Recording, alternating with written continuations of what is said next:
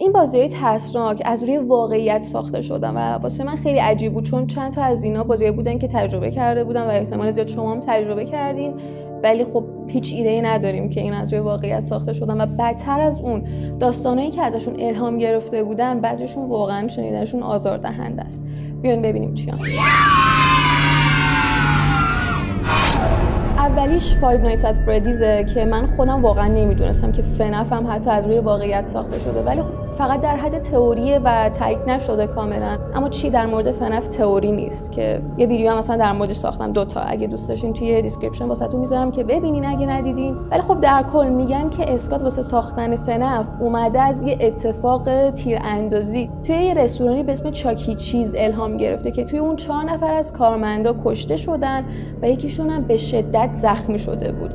حالا چرا اصلا میگن که اسکات اومده واسه ساخت فنف از این واقعه الهام گرفته؟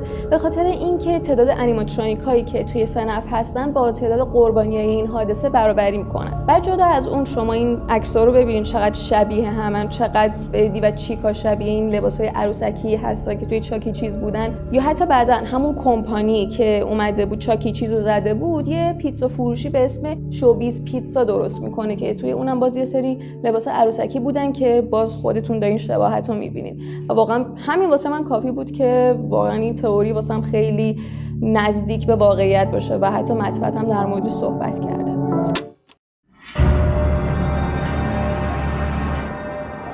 بازی دوم فیرز آف فتومه که یه بازی ایندی اپیزودیه که هر اپیزودش یه داستان مجزا رو داره روایت میکنه.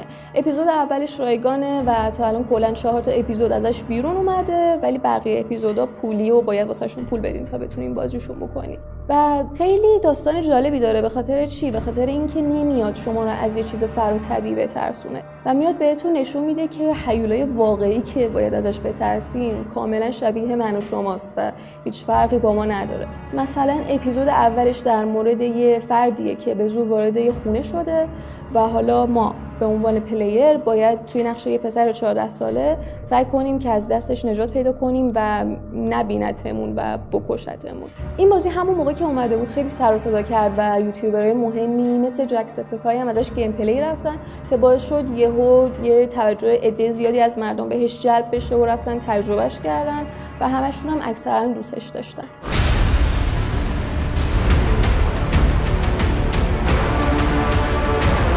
بازی سوم چرنوبیلایته که از روی اسمش فکر کنم بتونین حدس بزنین که چه داستانی رو داره روایت میکنه.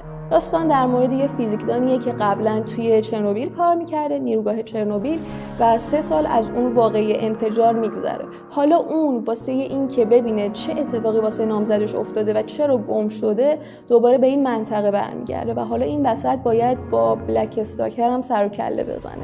یه چیزی که خیلی منو جذب کرد برم این بازی رو تجربه کنم این بود که فهمیدم محیط بازی یه اسکن 3 بعدی از محل انفجار چرنوبیل که خودش خیلی باعث میشه واقع‌گرایانه‌تر و به واقعیت و زندگی نزدیک‌تر بشه.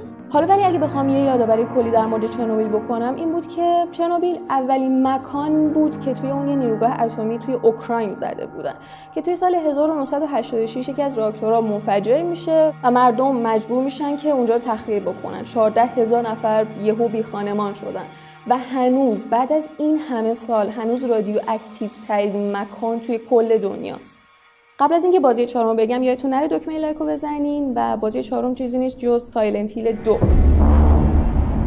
و کلا سری سایلنت هیل. و خب چیزی که در مورد سایلنت هیل مطمئنا همتون شنیدین اینه که یه فضای مخوف مه گرفته داره توی شهر سایلنت هیل. و خب چیزی که جالبش میکنه این که در واقع این شهر الهام گرفته از سنترالیا توی ایالت پنسیلوانیا.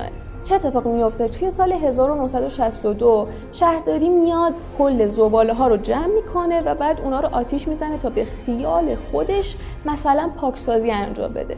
ولی دود ناشی از این سوختن زباله ها و کلا آتیش میره وارد تونلا میشه و این تونلا نهایتاً به یه معدن زغال سنگ ختم میشه و باعث میشه که یه دود عظیمی کل شهر رو بگیره و از دست آتش نشان کاری بر نیومد و همه مردم مردم مجبور شدن اون شهر رو تخلیه بکنن، چون داشتن دود ناشی از سوختن زباله رو نفس میکشیدن دیگه و باعث مردنشون میشد. بعد از این قضیه هم دولت کلا تمام راههایی که به این شهر ختم میشد و کاملا بست. و حالا یه چیزی بگم کوپرتون بریزه، بعد 60 سال هنوز داره میسوزه، این آتیش هنوز داره میسوزه.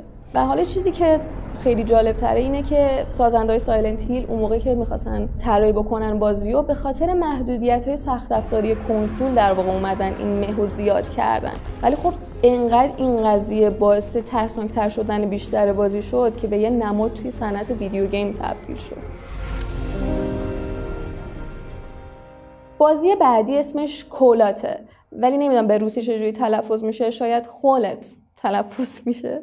ولی خب این یه بازی ایندیه که توی اون ما داریم سعی میکنیم بفهمیم دلیل کشته شدن 9 تا دانشجوی کالج که اومده بودن کوهنوردی چی بوده و سبکش هم ترسناک بقاه.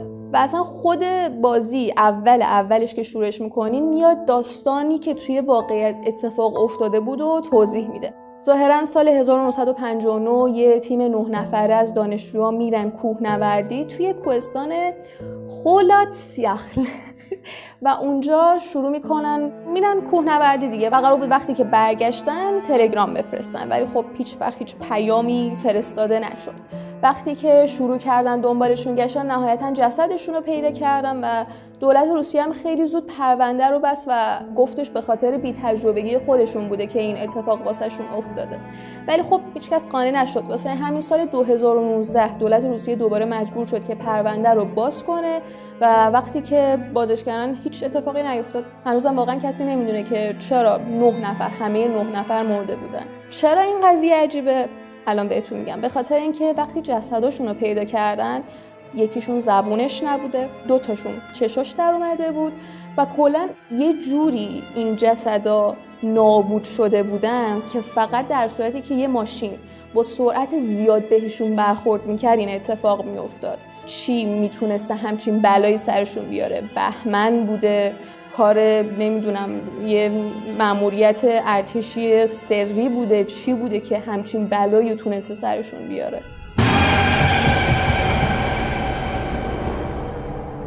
احتمالا در مورد بازی گرانی شنیده باشین. یه بازی که واسه یه مدتی یوتیوبرها خیلی بازیش میکردن و توی اون شما توی یه خونه با یه مامان بزرگ خیلی نچندان مهربون گیر افتادین و باید توی 5-6 روز سعی کنین که از اون خونه فرار بکنین و تا حد امکانم گیر نیفتین به دست اون.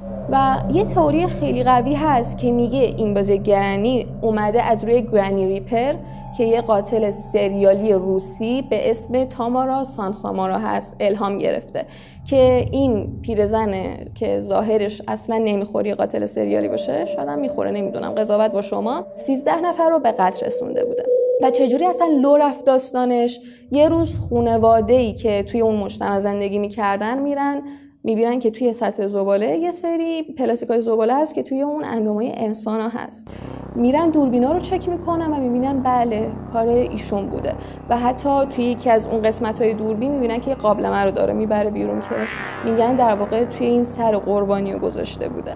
وقتی که پلیس دستگیرش میکنه و خونش رو میگرده میبینه که توی دستشویی پر خونه و یه چاقوی خونی توی آشپزخونه هم هست و دفترچه خاطراتش رو چک کردن و توی اونم دیدن که آره از 20 سال پیش این قتل رو شروع کرده و آخرین قربانیش هم همسایه خودش بوده و حتی توی این دفترچه خاطرات یه اشاره‌هایی به جادوی سیاه و حتی آدمخواری شده بوده که باعث شده فکر کنن خیلیا که آره این کارم احتمالاً انجام داده. زندانیش کردن دیگه و هنوزم توی زندان به سر میبره و همونجا احتمالاً بمیره.